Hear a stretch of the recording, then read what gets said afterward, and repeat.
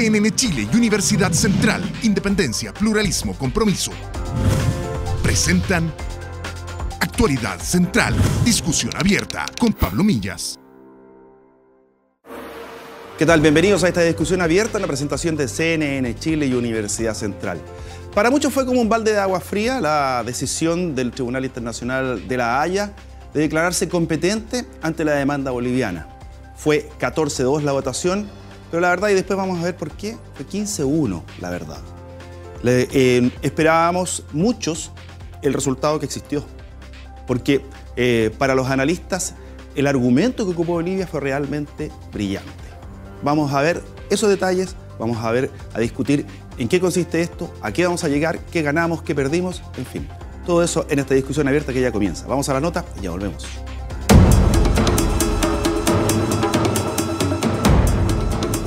La Corte Internacional de Justicia de La Haya, por 14 votos a favor y 2 en contra, rechazó la objeción preliminar chilena y se declaró competente para abordar la demanda boliviana que busca obligar a Chile a negociar una salida soberana al mar para ese país. La lectura del fallo estuvo a cargo del presidente francés del organismo, quien afirmó que la Corte ahora pasará a revisar el fondo de la demanda. La presidenta Michelle Bachelet afirmó que Bolivia no ha ganado nada y que estaba convencida de haber hecho lo correcto. Pero debemos recordar que no fueron pocas las voces especializadas que anticiparon la conveniencia de obviar esta etapa e ir derecho al fondo del litigio para evitar un contexto de fracaso chileno y euforia altiplánica. El presidente Morales, en cambio, señalaba que su pueblo había esperado 130 años para poder llegar a este momento y agregó que fue la unidad boliviana lo que le permitió dar esta pelea política. Que existe una obligación de parte de Chile de negociar una salida al mar y que habría sido incumplida por nuestra parte es lo que sostiene Bolivia. Ahora nos enfrentaremos a un largo juicio en el que se tratará de dirimir si esta postura se sustenta jurídicamente. Pero lo cierto es que, aunque se le reconociera esa obligación, el tribunal dejó claro que no podrá determinar el resultado de la negociación, porque eso va a seguir dependiendo de los acuerdos que alcancen las partes. ¿Qué lecciones debemos sacar de este fallo? ¿Por qué la derrota fue tan abrumadora? 14 jueces contra 2 le dieron la razón a Bolivia. Estas y otras preguntas intentaremos contestar en esta conversación abierta en Actualidad Central.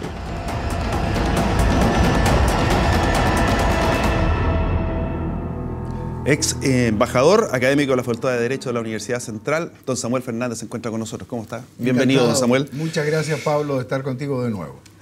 Usted, en el análisis que ha hecho, ¿ha llegado a alguna conclusión de por qué perdimos en La Haya? Porque dicho derechamente, aquí perdimos. En esta etapa, pero aquí perdimos. No hay duda que sí. Lo que sí se perdió es un incidente que es previo y que es procesal.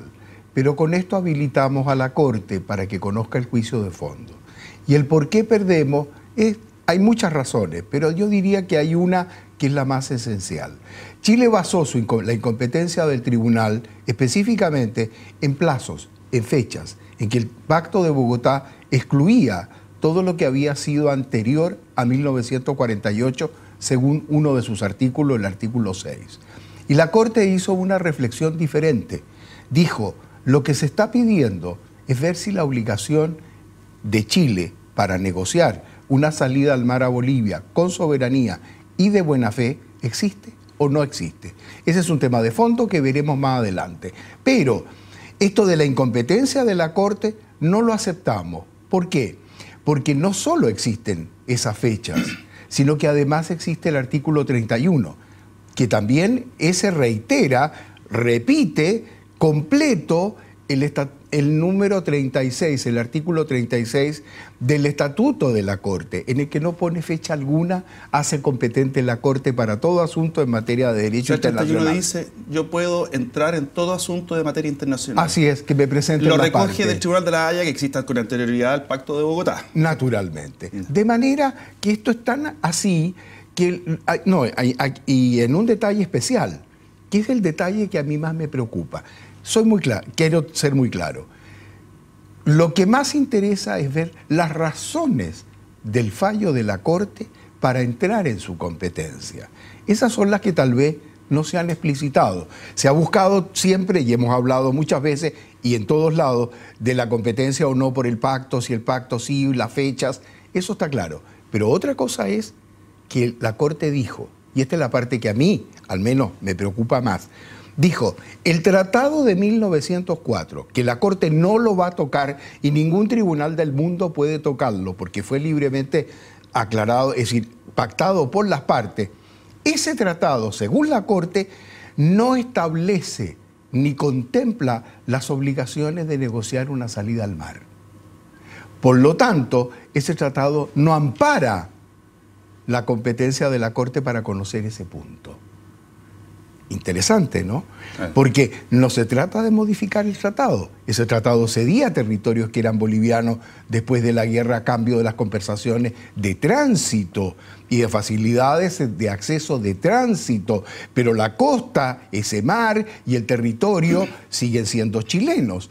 Lo que pasa es que Bolivia ahora dice, cuidado, yo quiero una cosa distinta, que no modifica el tratado y ni siquiera lo mencionó. Y eso fue lo que acogió la Corte, lamentablemente para nosotros. ¿Y de dónde se genera nuestra expectativa de que nos vaya relativamente bien? A una postura política comunicacional, de decir, somos muy sólidos, muy sobrios, pero la verdad es que fue 14-2 y usted mismo me dijo afuera, sí. No, fue 15-1, porque hubo un juez que dijo que incluso la Corte debiera ir más allá. Entonces él votó en contra de los otros... El juez italiano que votó en contra de los otros 14, votó en contra de ella, pero no en favor de Chile. Me explico. El juez dijo, aquí hay un asunto que no es solamente preliminar para decidir si hay competencia o no, que es la forma en que la Corte decide si hay algo previo solamente o va al fondo. No, dijo, esto no solo es previo, aquí hay que ir más al fondo. Por eso no estoy de acuerdo con mis 14 colegas, pero no le estoy dando la razón a Chile. La que nos dio la razón es justamente la jueza que designó Chile. La jueza que había designado Chile, evidentemente. Don Samuel, vamos a incorporar más especialistas al panel, vamos a ir a una pausa y entramos también en varios detalles, como por ejemplo, ¿cómo fue la estrategia chilena? ¿Qué tal es la calidad profesional de quienes nos están representando? Bueno, en fin, ¿qué es lo que vamos a ganar? ¿Qué es lo que vamos a perder? ¿Qué es lo que viene? Todo aquello que necesitamos profundizar. Pausa y ya estamos de vuelta y seguimos con esta discusión abierta. Universidad Central está presentando Actualidad Central, discusión abierta con Pablo Millas. Mire, ya estamos de vuelta. Vamos a ir entrando en materia desde diferentes puntos de vista. Queremos saludar a Loreto Correa, quien es docente académica de la Academia Nacional de Estudios Políticos y Estratégicos, la famosa ANEPE. ¿Cómo estás? Bienvenida, Loreto. Hola, Pablo. Mucho gusto. Vamos a ver qué es lo que dice la gente respecto a lo que fue esta pasada por el Tribunal de la Haya, en donde nos llegó un golpe. ¿Fue correcto haber ido a impugnar la competencia? ¿Era necesario?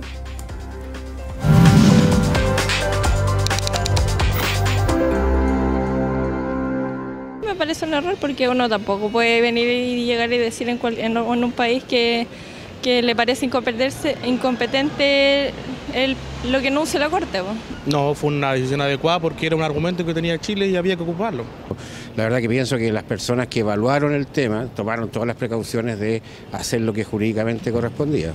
No, lo encuentro que es atingente respecto a lo que se dictaminó hoy día, porque ellos tendrían que mantenerse al margen. No le encuentro la razón a Bolivia. Parece que por los resultados sí. Okay. Bien, le agradezco.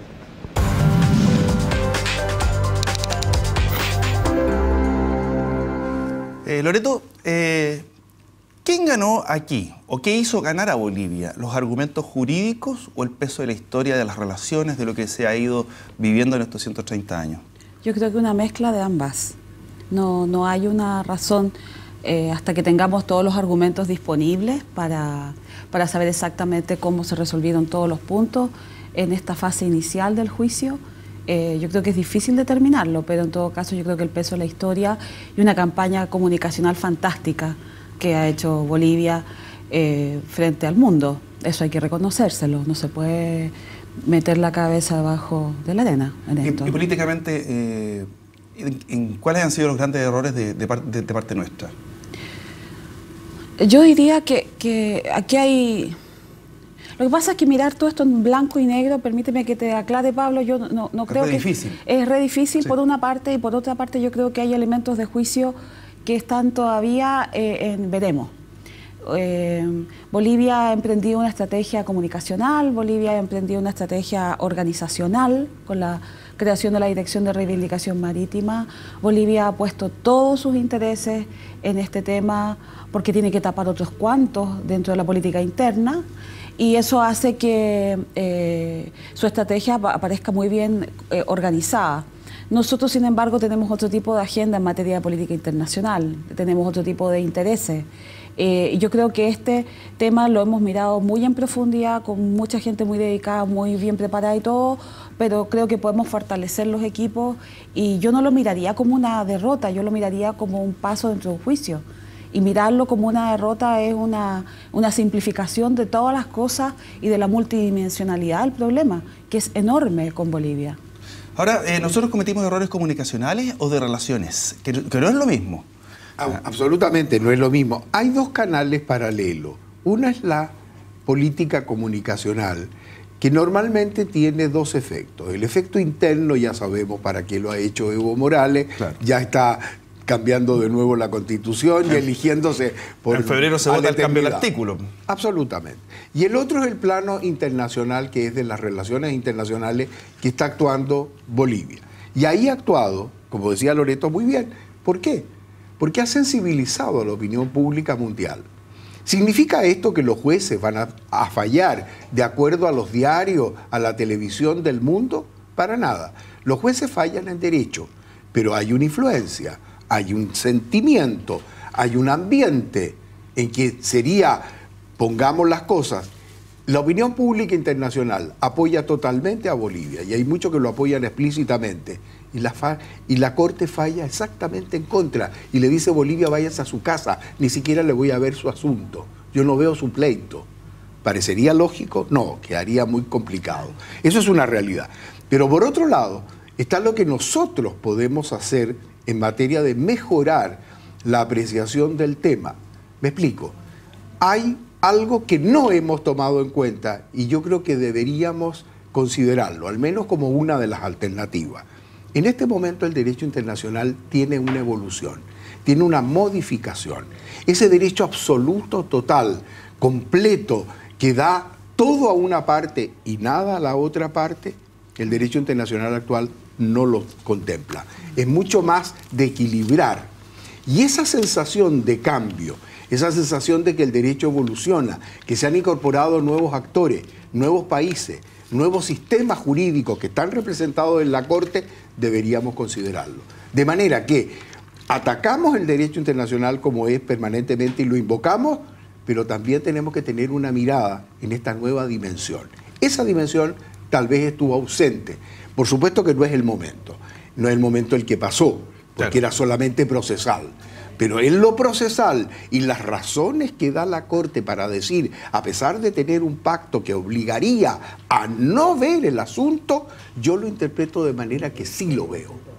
Eso es un cambio. Y eso significa jurídicamente que tenemos un cambio en el derecho. Porque la propia Corte crea ese derecho, se atribuye una competencia y en el fondo está reaccionando a una interposición de una excepción preliminar que no le gustó y que no la consideró válida. Loreto. Ahora yo creo, complementando lo que dice Samuel, yo creo que nosotros tenemos una oportunidad formidable para mostrarle al mundo y a Latinoamérica por qué se han estropeado cada vez que nos sentamos a conversar los dos países las comunicaciones, las relaciones, por qué se ha agriado tanto el ambiente, por qué el clima de negociaciones con Bolivia, de conversaciones con Bolivia es tan turbio toda la vida, por qué cada vez que nos sentamos a tratar de hablar sobre libre tránsito, cada vez que nos sentamos a hablar de comercio, cada vez que nos hablamos, las conversaciones siempre terminan tan mal. ¿Por qué? Y yo creo, por eso digo, complementando eso, ¿por qué terminan tenemos una estupenda oportunidad para mostrarle al mundo y mostrar todas las pruebas históricas que justamente han llevado a todo eso? Ahora, ¿por qué ha ocurrido eso? Yo creo que existe una crisis de confianza permanente con Bolivia. Es una crisis histórica, es una crisis que hoy día está en su punto más bajo, y esa crisis de confianza no tiene solamente antecedentes recientes, tiene una manifestación en el menosprecio mutuo en distintos ámbitos, porque no es que Chile mire menos a Bolivia o que Bolivia mire menos a Chile, es que hay un desprecio y una desconfianza, un desconocimiento, por un lado. Pero esas son las heridas propias después de una guerra. Pero han avanzado durante todo el siglo XX y XXI. Claro. Y no se han reparado en ningún momento. Claro. Y este gobierno de Bolivia ha insistido en profundizar esas heridas a un punto que realmente es preocupante, y que Chile realmente, yo creo que nunca ha estado disponible para poder hacerse cargo de semejante embate comunicacional. Yo creo que nosotros si algún pecado hemos cometido como país, yo no quisiera imputar a ningún gobierno en esto, si algún pecado hemos cometido como país, es que realmente le hemos sacado la vuelta a tener que conflictuar con los bolivianos, porque no nos gustan por cultura los conflictos. Pero todo indica que hasta aquí nomás nos llegó, y que tenemos que ponernos y alertarnos frente a esta situación de manera mucho más diligente y muchísimo más integrada de lo que lo hemos hecho hasta aquí. ¿Con qué imagen queda el país después del fallo de La Haya? Bueno, fue a preguntarle a la gente cuál era su opinión, su sentir respecto a lo que fue este fallo y la imagen.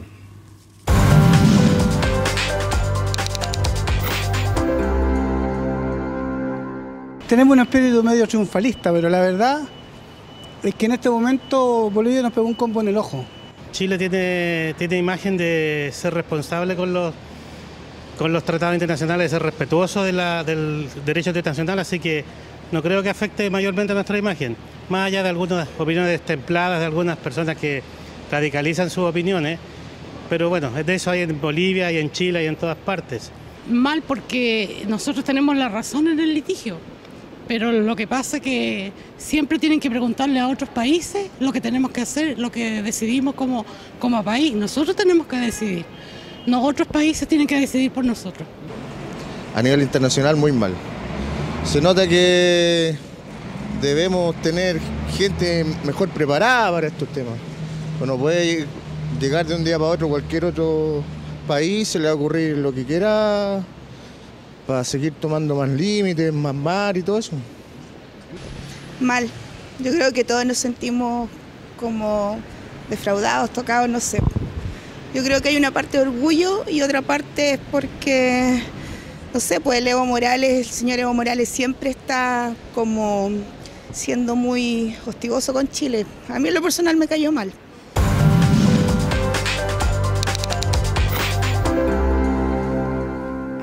Bueno, y continuamos, ahí está la opinión de la gente respecto a nuestra imagen país.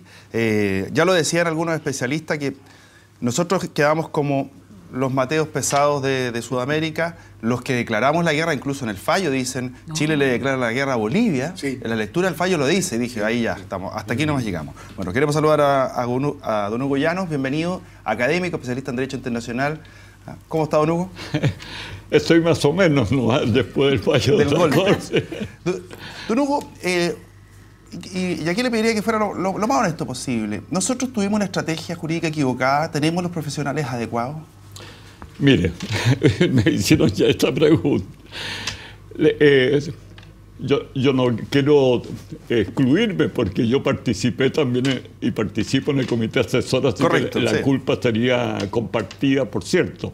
No, si lo que pasa, yo lo he explicado varias veces, mire, hay 14 jueces que no tienen idea del trasfondo de este problema. No tienen por qué saber.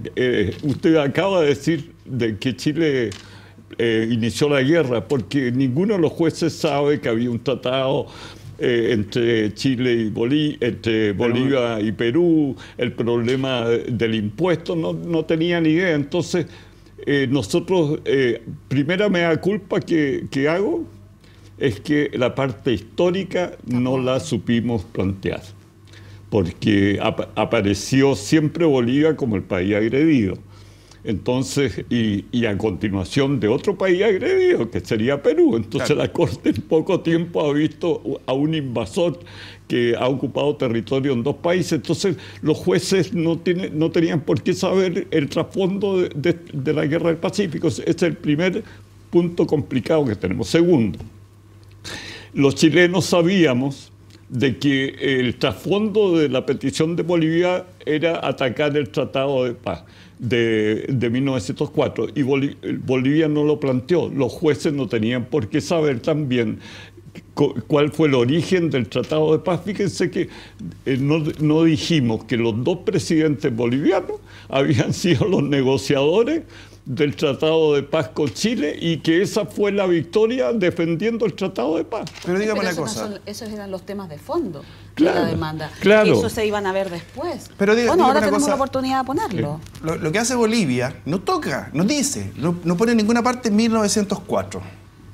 Y nosotros, porfiadamente, obstinadamente, y dale con el Tratado de 1904. Porque a lo mejor uno podría decir, bueno, lo que resulte para el futuro, sí o sí va a tocar el Tratado de 1904. ¿No hubo un error en eso? Ahora, digamos, no un error, sino una falta de óptica en cuanto a las posibilidades que se podrían haber dado. Nosotros partimos de la base porque incluso las estadísticas nos ayudaban, que había más declaraciones de incompetencia que de competencia. Estaba bien equilibrado, pero con esta Corte había que poner luces rojas. Pero yo quiero llevarlo al problema que nos viene encima y quisiera pasar una pequeña nota de inquietud. Estamos muy contentos efectivamente con esa frase que dice que la negociación es sin un fin u objetivo determinado, pero nos olvidamos leer bien la demanda de Bolivia. La demanda de Bolivia dice cumplimiento buena fe quisiera por ahí, plazo posible. en un plazo razonable, adecuado, y que sea efectiva. Entonces, si la Corte, que es complicada, puede recoger estas 12 peticiones, porque está dentro de la obligación de negociar, en fijar un plazo razonable, en decir qué es efectivo, qué sería efectivo en este caso. Ahora, claro, es que esa es la pregunta. A ver, me dicen, vaya y negocie, pero yo no lo obligo a que tenga resultados. Entonces, ¿qué vamos a negociar? ¿Para qué vamos a negociar? No, cuidado. ¿Cuál es el punto? El tema es distinto. Hemos discutido, voy a tocar 2 puntos. El primero, que los antecedentes históricos no los tomó en cuenta la Corte porque solo tuvo a la vista la demanda, la memoria boliviana. Chile nunca ha contestado las cosas de la memoria, sino que fue directamente a la excepción preliminar, que era procesal. Nada que ver. O sea, son 2 mundos distintos y la Corte tomó en cuenta otra cosa.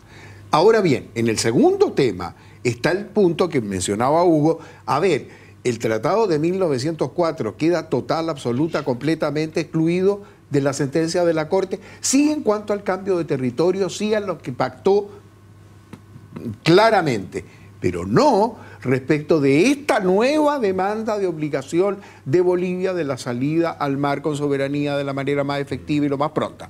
Eso no lo están parando, según el tratado, según la sentencia de la Corte, no lo están parando el de 1904, como tampoco ese tratado está amparando la incompetencia de la Corte, porque dice, ese tratado no contempla ni sentencias anteriores, ni contempla ninguna decisión sobre el fondo que yo hoy, como Corte, estoy determinando del pleito.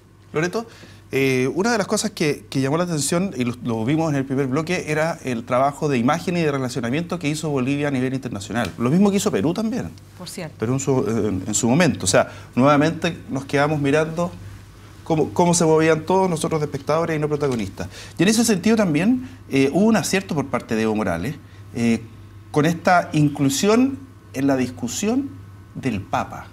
Desde el momento en que lo lleva a Bolivia, que la invitación le encaja perfecto en tiempos, la visita en tiempo, y además que el Papa evidentemente apoya, aunque digan, mira, fueron palabras de buen pastor, pero la verdad que apoya la causa boliviana.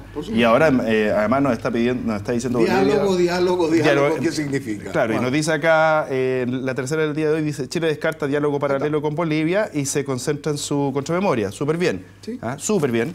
pero incluso ofrece que el mediador de esto sea el mismo Papa que ya tomó postura. Bueno, yo creo aquí que hay que hacer varias lecturas. La primera lectura que yo creo que tenemos que ver, y lo ha dicho mucha gente, pero yo creo que no le hemos tomado el peso, es que este es un problema político. Yo tengo dos distinguidos abogados al lado, expertos en derecho internacional, pero este es un problema político que se verifica en una corte. Entonces, Bolivia ha utilizado hasta acá todas las herramientas, ha sido creativa al máximo en su manera de relacionarse internacionalmente y en posicionar este problema. Nosotros no. Y este no es un error de este gobierno, es un error histórico que viene por décadas. Entonces, no se trata de decir esto lo vamos a resolver en la Corte, este es un incidente procedimental, yo pienso y coincido plenamente con los dos en las estrategias jurídicas, en el equipo jurídico, pero en paralelo nosotros tenemos que montar dos espacios de trabajo, uno a nivel internacional y otro a nivel nacional, porque una de las cosas que aquí tampoco entra en la mesa de discusión y que forma parte de la mesa de discusión es el territorio por el cual hipotéticamente en algún minuto de la historia del siglo XXI o del XXII pudiera pensarse en dársele o proporcionársela a Bolivia. Y eso pasa porque el país entienda que tiene que equipar el Norte Grande territorialmente, que tiene que ser realmente diligente en su proceso de empoderamiento de Arica Parinacota, en que realmente es imprescindible que hoy día haya un senador por esa región. A lo mejor hay que priorizar la agenda nacional para no solamente llevar una estrategia jurídica, sino que llevar una estrategia de descentralización geopolítica, porque hasta aquí es lo que no hemos hecho. Por otra parte, creo yo que es fundamental que le digamos al mundo que la integración latinoamericana en esta parte del continente está hipotecada hasta que esto se sancione y hasta que no se baje el clima de ánimo adversidad que ha instalado el gobierno de Evo Morales, porque no es Bolivia lo que lo ha instalado, es el gobierno de Evo Morales. Y ojo, que la demanda ha sido impulsada históricamente por gobiernos que también son caras, o sea, que también son blancos. Evo Morales se ha designado una victoria que no es tal. Aquí hay otros presidentes y gente que en esta etapa ganó. Yo soy que te lo claro. En esta etapa por eso mismo que tenemos que hacer algo. Vamos a ir a una pausa. A la vuelta voy a ir con usted, don Hugo. Los dos votos también fueron ganados, pues, porque los dos votos no dijeron que la Corte era incompetente, sino que entraran al fondo del asunto y se resolviera. Es 15-1 en realidad. En realidad es 15-1. Don Hugo, a la vuelta vamos a ver cuál es el peor de los escenarios al que podríamos enfrentar, qué es lo que se enfrenta, cómo viene ahora, hasta en términos de tiempos. Pausa y estamos de vuelta. Universidad Central está presentando Actualidad Central, discusión abierta con Pablo Millas. Estamos de vuelta, vamos a ver qué es lo que nos dicen los Twitter. Usted que está viéndolo en estos momentos, cuáles son sus expresiones. Vivian Grossman, Cancillería chilena, Kinder, Bolivia, doctorado. Conversar con Evo es imposible, solo descalifica. Eso dice Vivian Grossman. Y otro Twitter dice Fernando Chaparro. Dice, ir a La Haya es perder el partido antes de jugarlo. Ergo, no ir a La Haya y salirse del Pacto de Bogotá ahora, ya. Ese era uno de los... Eso es lo que dice en su opinión. Ya voy a entrar en el tema. Porque en estos momentos tenemos contacto con Bolivia. Justamente con Mónica Pacheco, periodista de Bolivia TV, que se encuentra junto a nosotros. Mónica, ¿nos escuchas? Sí, buenos días, Pablo Millas, desde La Paz, Bolivia, aquí, dispuesta a contestar tus consultas. Bolivia, ¿cuál es el ambiente que se vive allá? No solamente en términos de que se ve por las imágenes y por la información que llega que hay un ambiente y una sensación de éxito que es lógica, pero hay conciencia de que esto es una etapa de lo que viene de ahora en adelante que va a ser larguísimo además. Exacto, Pablo. El pueblo boliviano está consciente de que este es un paso previo a lo que es la demanda marítima boliviana. Sin embargo, hay mucha esperanza en este fallo precisamente porque se ha viabilizado esta demanda marítima. Bolivia siempre ha planteado un diálogo con principalmente las autoridades de Chile y el gobierno nacional del presidente Evo Morales, que ha presentado esta demanda, lo ha hecho no solamente a nombre del gobierno del presidente Morales, lo ha hecho a nombre del pueblo boliviano. Hay un cierto, como tú dices, exitismo, pero es porque en estos momentos se vive una esperanza del pueblo boliviano en torno a que se puede llegar a una solución dialogada, se puede encontrar en el diálogo una salida soberana para al Océano Pacífico, para Bolivia. El pueblo boliviano está expectante de este proceso. Este jueves se ha recibido con mucha algarabía, la gente está concentrada desde muy temprano en Plaza Murillo principalmente para acompañar esta lectura del fallo. Y ha sido muy importante la participación del pueblo boliviano, que yo no te voy a decir que todo el mundo, que todos los 10 millones de bolivianos conocen de este proceso o que conocen de que se ha logrado solamente el inicio de un proceso. Pero es un gran paso para todos los bolivianos y se reconoce que nunca se había llegado a esta instancia, a una instancia internacional en la que se puede abrir Mónica, el camino cristiano. Mónica, ¿cuál es la situación política que está viviendo en estos momentos Evo Morales? Porque a la luz de los hechos está en un muy buen pie para la reforma constitucional que se va a votar en febrero, que le va a permitir permanecer en la presidencia por largos años más. Entonces, en ese sentido, ¿sientes tú que se ha hecho algún uso político en el sentido de utilizar este triunfo en La Haya, la reivindicación marítima, además de La Haya, para poder conseguir esta reforma constitucional, o sea, que sea capitalizado políticamente al interior? En realidad, Pablo, el tema de la demanda marítima desde un principio se ha establecido como una política de Estado. No es una política de un gobierno de turno, es una política de Estado y que inmiscuye a todos los ciudadanos del país. El presidente Evo Morales precisamente es el presidente que más tiempo está gobernando Bolivia y esta mañana, aproximadamente a las 8 de la mañana, ya se ha aprobado mediante una sesión de la Asamblea Legislativa Plurinacional las modificaciones a la Constitución Política del Estado, que va a permitir una repostulación del presidente Evo Morales por un periodo más, es decir, desde 2020, porque recordemos que el presidente Evo Morales va a gobernar desde este 2015 hasta el año 2020, y le está permitiendo repostularse a partir del 2020 al 2025, que es el año del Bicentenario. Sí se ha hablado mucho de que se estaría utilizando políticamente este tema, principalmente la oposición. Sin embargo, este es un compromiso de todas las autoridades, incluso de los mismos políticos de oposición, de no politizar este tema, de no utilizar réditos políticos en torno a la demanda marítima, ya que es una política de Estado, claro, y que realmente inmiscuye a todos los bolivianos. Efectivamente. Mónica, queremos agradecerte el contacto. Muchas gracias por haberte dado el tiempo de conversar con nosotros. Un saludo grande para allá, para La Paz y por supuesto a los colegas de tu canal de televisión. Muchas gracias. Muchísimas gracias. Ahí está. Dijo una palabra clave. Esto ha sido una política de Estado. Sí. Es política de Estado y nosotros hemos tenido política de Estado o hemos tenido una política reactiva en ese sentido. Yo creo que hemos tenido una política acorde con las circunstancias. A ratos yo la he sentido un poco reactiva, pero en realidad nosotros no nos esperamos este tipo de situaciones. En nuestros manejos internacionales esta es la primera vez que nos ocurre algo tan complicado como manejar un presidente que insulta a otro, como manejar continuas y permanentes descalificaciones de un nivel de falta de respeto tremendo. Pero yo quisiera hacer un comentario que quizás pueda llamar la atención. Yo creo que lo que nos viene por delante y lo que tenemos que hacer es tomar en consideración que puede ser una política de Estado de parte de Bolivia, pero es una política de un narcoestado.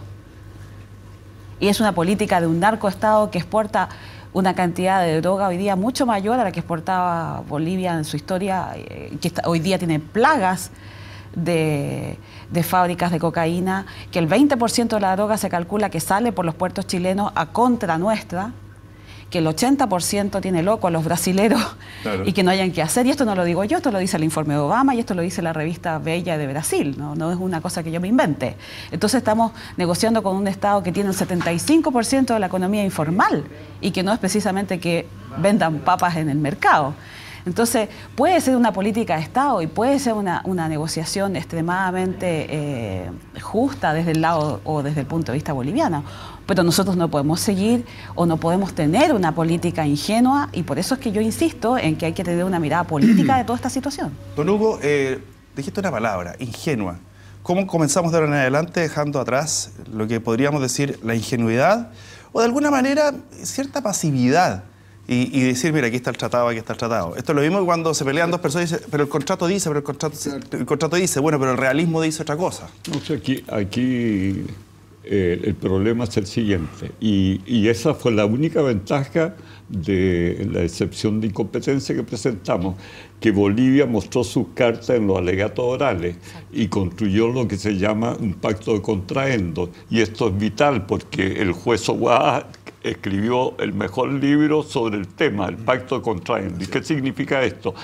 Lo define el mismo juez japonés que fue expresidente de la Corte, así que tiene una influencia enorme dentro de sus pares, de que es vinculante cuando, de acuerdo, Bolivia lo va a tratar de demostrar así, va creándose a través de las declaraciones diplomáticas, de las negociaciones, de las declaraciones de distintos personeros chilenos, una obligación jurídica, una promesa. Derecho expectaticio. No, pero esto no es derecho expectativo. No es derecho expectaticio, porque cuando nosotros vamos a comprar una casa tenemos que hacer una promesa de compraventa, y esa promesa de compraventa nos obliga a suscribir. Y entonces Bolivia dice, hay una promesa obligatoria para Chile, constituida por esta serie de actos en el tiempo, y eso es lo que tenemos que preocuparnos de cada documento, cada negociación, cada declaración de un personero chileno, decir de que no hubo la intención de vincular a Chile, que eso no puede constituir una promesa. Don Hugo, ayer Carlos Mesa hizo un comentario que a mí realmente me espantó y que va en la misma línea de lo que decía la sentencia inicialmente. Don Carlos Mesa dijo, mediterraneidad boliviana forzada. O sea, históricamente ha instalado ese discurso, y la mediterraneidad boliviana no obedece a un acto de fuerza posterior con el Tratado de 1904. Así. Ahora, ¿cómo, y vuelvo a la misma pregunta, cómo dejamos atrás la ingenuidad, que es lo que viene desde el día jueves hacia adelante? Yo creo que tenemos que ser muy realistas y de una vez por todas. La aproximación a estos temas nuestra ha sido tal vez excesivamente optimista. Hemos instalado en la opinión pública nuestra, no en la internacional, que íbamos a ganar. Y eso nos ha resultado al revés. De manera que hemos creado una falsa expectativa que hoy se está desmintiendo. Y cuidado, porque hoy, nuevamente, luego de este resultado, como decía Hugo, hay muchas voces que dicen que esto fue estupendo y que nos fue muy bien. No sé cuándo nos va a ir mal entonces, cuando la Corte declare la guerra a Chile. No sé, estoy inventando locura. Pero entonces, ¿qué es ir bien y qué es ir mal? Yo creo que aquí lo que tenemos que hacer moral, es igual que en el fútbol. Marcar muy claramente qué arriesgamos, qué no, qué alternativas tenemos desde el punto de vista jurídico y, por supuesto, mejorar una estrategia política internacional. Bolivia tiene muchos apoyos explícitos en la región, Uruguay, Venezuela, Chile. Argentina. No explícito. Pero Chile, ninguno, hasta la fecha, ninguno. Por lo tanto, esto hay que mejorar. Y en todo esto, don Hugo, ¿cuál es el rol de Perú en caso de que nos fuercen a una negociación? Bueno, ayer lo declaró el ex ministro de Relaciones y coagente García Belaúnde. Sí. Y dice, Chile no saca nada con no negociar, debe negociar, porque se está exponiendo a una derrota. Así de simple. Pero ¿y el rol de Perú con respecto a...? No, fíjese que Perú debió haber sido demandado por Bolivia, porque en las dos ocasiones, en el año 50 y en el 75, fue Perú el que se opuso a la entrega del territorio que se le había ofrecido. Que se le había ofrecido, por eso, desde 1950 hasta ahora ha habido 5 oportunidades en que se le ha ofrecido. Entonces, y Perú ha sido el actor importante en el rechazo que usted está mencionando. Pero resulta que ni en la Corte, hasta ahora, se dice, bueno, pero también tendríamos que pasar a preguntarle a Perú, porque en caso de cambiar la frontera chileno-peruana, tiene que tener el beneplácito de Perú. Ahí está la labor de la diplomacia. Por supuesto, el asunto ha sido siempre catalogado por Chile como bilateral y los hemos insistido y lo seguimos insistiendo. Tal vez es cosa de preguntarse, hipotéticamente, por favor, no quiero dar lecciones, que a lo mejor no es tan bilateral, sino que es trilateral. Y el que verdaderamente se le ha opuesto a todas las soluciones reales, efectivas, que hoy nos cobra Bolivia solo a nosotros, pero no se lo cobra a Perú, que fue el que ha dicho no o propuesto algo diferente, esto haría trilateral el problema. De manera que aquí hay muchas formas, aspectos que debieran revisarse, pero por sobre todo habría que revisar el tema más importante. La Corte, que está fallando, y ahora sumamos 2 fallos perjudiciales para Chile, esa Corte va a continuar. Aquí no caben las estridencias, aquí no cabe el salirnos de la Corte, no salirnos del juicio, despachar fuera y denunciar el Pacto de Bogotá, que no tiene ningún efecto sobre el tema de la Corte que está conociendo. O sea, quedarnos en la ilegalidad internacional cuando es precisamente ahora y en el juicio de fondo, cuando más vamos a necesitar la legalidad internacional. Ahí es donde tenemos que reforzarnos. Y políticamente el rol de Perú, porque va a llegar un momento, tarde o temprano, en que Perú también va a tener que sentarse a la mesa, ¿o no? Yo estuve conversando con un diplomático peruano hace prácticamente 1 mes y medio respecto de la postura peruana. Y ellos me decían que están preocupados, que no lo van a decir ni públicamente ni nada, pero que están preocupados por la situación y que Chile y Perú entienden hasta aquí que el tema es bilateral porque el pleito se instaló bilateralmente, pero que ellos tienen perfectamente claro que ellos son un actor que va a tener que entrar a escena si es que es necesario. Pero, sin embargo, ellos están preocupados del sur de su país y están preocupados de potenciar Tacna. Y están preocupados de equipar territorialmente Tacna. Equipar territorialmente significa instalar carreteras, comercio, realmente desarrollar como un polo esa zona.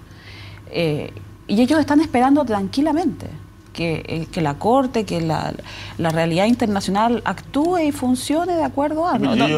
pero no van a venir hoy día a meter la cuchara, perdonando la expresión, cuando el tema está instalado en este lado. Presentarse ellos...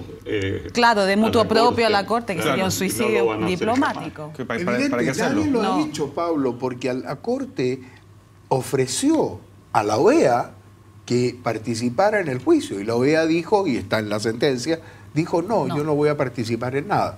De manera que lo han bilateralizado totalmente la Corte. Después, y esto es lo que hay que considerar. Después de esta pausa, don Hugo, veamos, porque muchos dicen, mira, lo bueno es que se jibarizó el caso, que se acortó a ciertas cosas.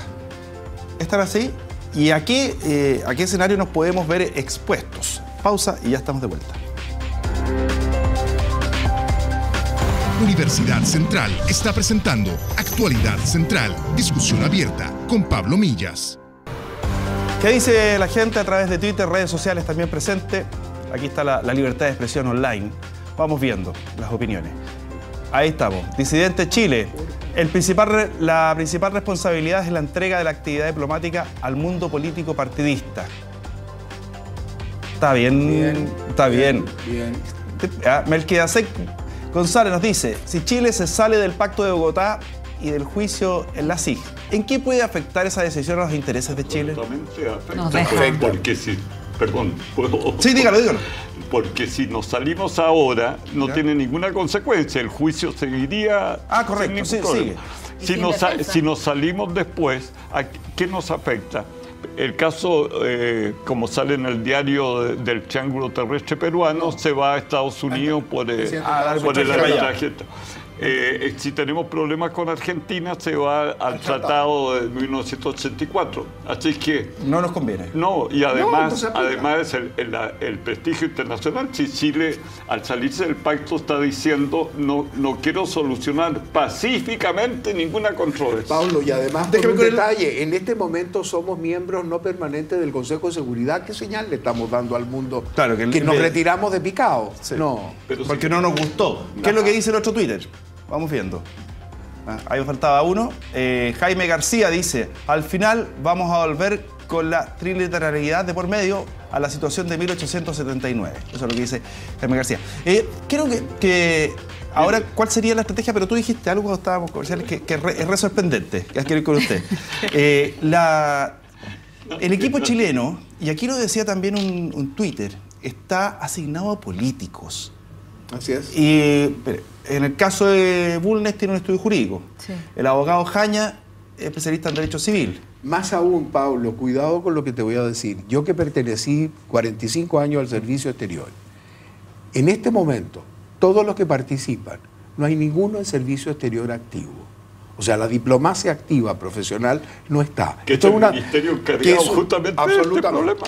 Pero sí hay muy distinguidos profesionales, pero no le echen la culpa a la diplomacia, porque la diplomacia en esto, la profesional, no ha participado. Sí, yo creo que no ha participado lo suficiente, pero yo quiero destacar que así como nosotros tenemos que pensar en una estrategia de fortalecimiento de nuestra forma de llevar a cabo este juicio, tenemos que considerar aciertos y mirar cómo, por ejemplo, Bolivia ha instalado una unidad específica para esto. Nosotros puede ser que no necesitemos instalar una unidad específica, pero sí destinar una mayor cantidad de recursos humanos, en tiempo, en dedicación y económicos para poder fortalecer la estrategia. Los que se ven ahí sentados, ninguno tiene dedicación exclusiva. O sea, en el caso de Bulnes, sigue manteniendo su estudio jurídico. Sí, porque quizás se pensó en algún minuto que esto no iba a ir más allá.